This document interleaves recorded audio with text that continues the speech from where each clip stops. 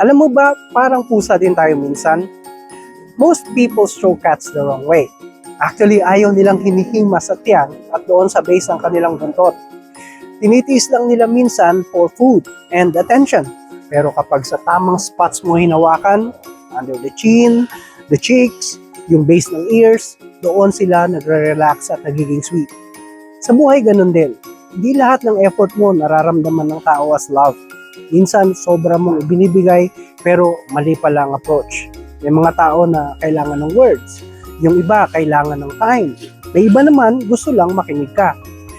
Kapag mali ang spot na tinatamaan mo, napapagod kayo pareho. Kapag tama, nagiging mas close kayo. So don't just give more effort. Give the right kind of effort.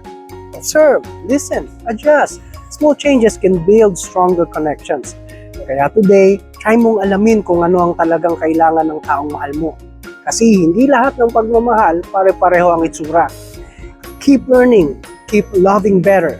Kayang-kaya mo yan. Ayos?